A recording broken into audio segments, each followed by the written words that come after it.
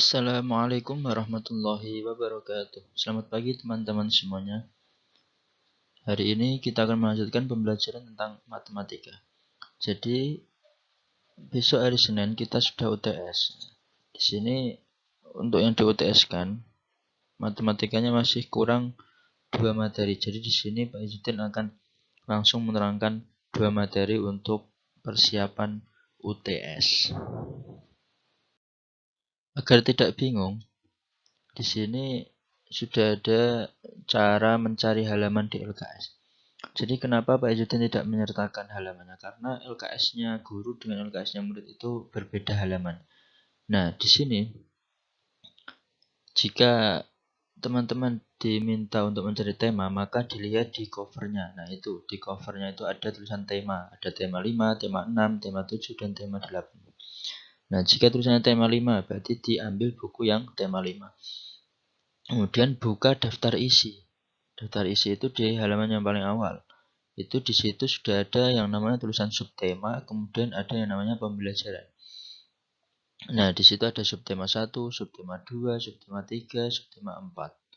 Kemudian pembelajarannya itu di bawahnya subtema 1 itu ada pembelajaran 1, pembelajaran 2, pembelajaran 3, pembelajaran 4. Nah, jadi jika dari Pak Izzuddin nanti kok tulisannya seumpamanya tema 5, pembelajaran 3, tema 5, subtema 3, pembelajaran 1, maka dicari.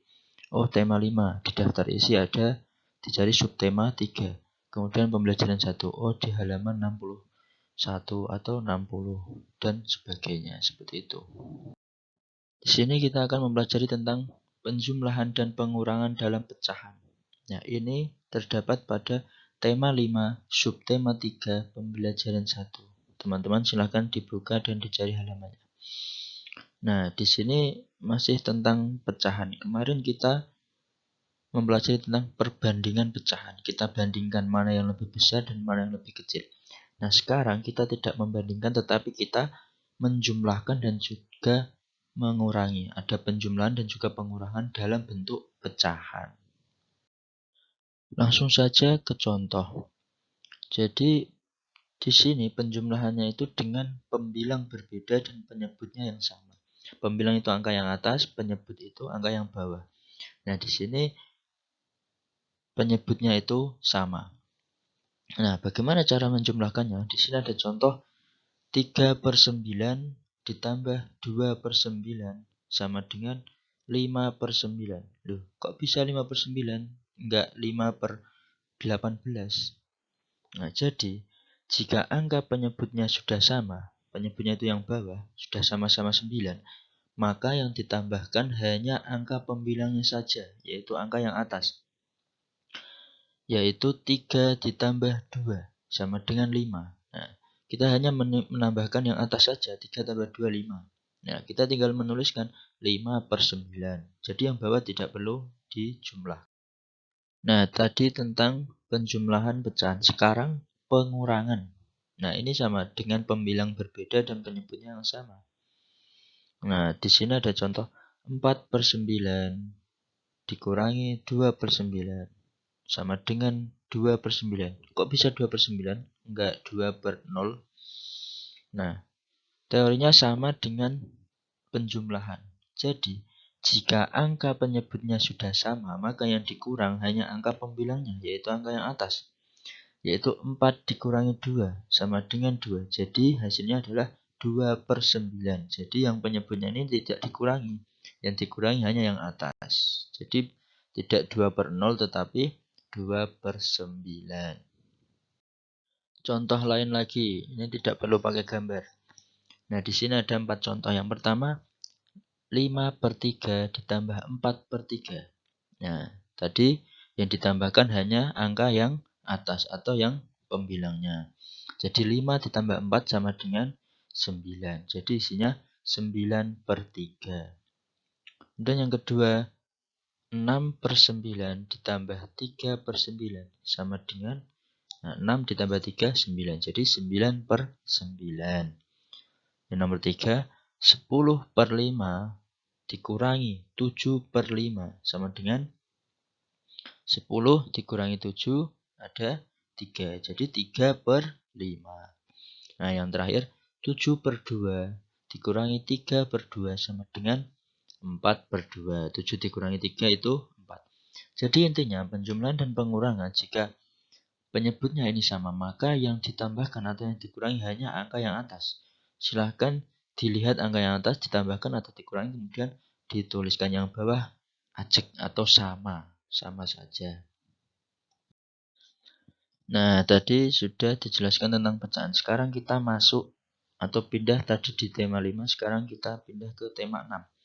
Luas benda dengan satuan tidak baku.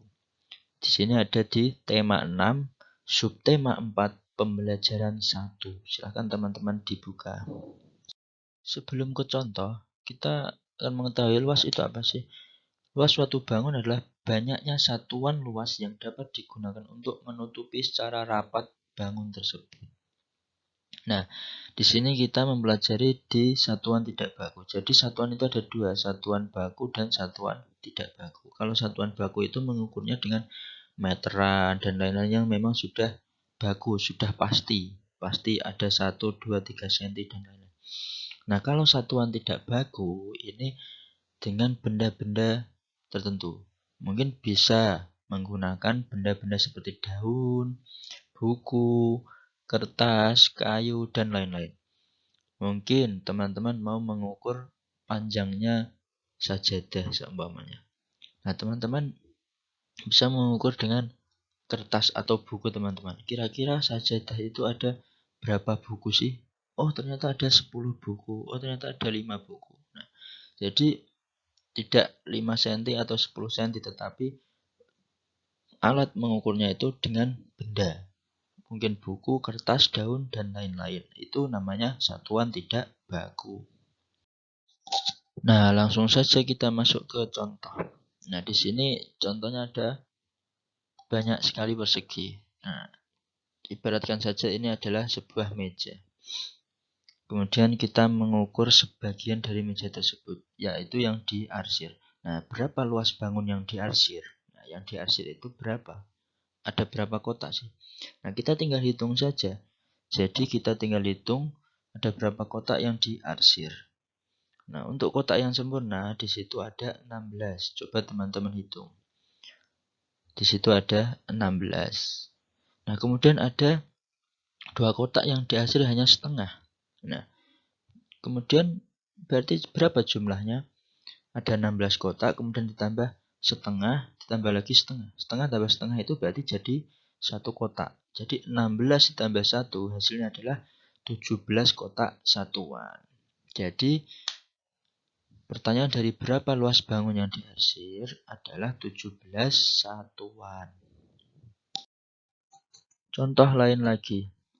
Nah, di sini pertanyaannya, luas bagian bangun di samping adalah.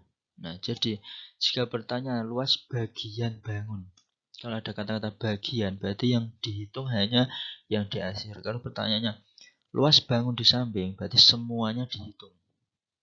Baik yang putih maupun yang hitam dihitung semua. Tapi kalau luas bagian bangun itu berarti yang diarsir atau yang warna hitam ini. Nah, kita tinggal hitung yang warna hitam ini ada berapa. Oh, ternyata ada 12 satuan. Sekian penjelasan tentang materi hari ini, yaitu tentang penjumlahan dan pengurangan pecahan, kemudian juga luas benda dengan satuan tidak baku. Jadi insya Allah materi UTS matematika yang kurang hanya 2 ini, yang lain tentang satuan waktu, tentang perbandingan, kemudian tentang jam dan lain-lain sudah dijelaskan pada minggu-minggu kemarin. Jadi silahkan teman-teman untuk mempelajarinya dan juga semoga nanti UTS-nya bisa berjalan lancar dan bisa mengerjakan dengan maksimal. Terima kasih. Wassalamualaikum warahmatullahi wabarakatuh.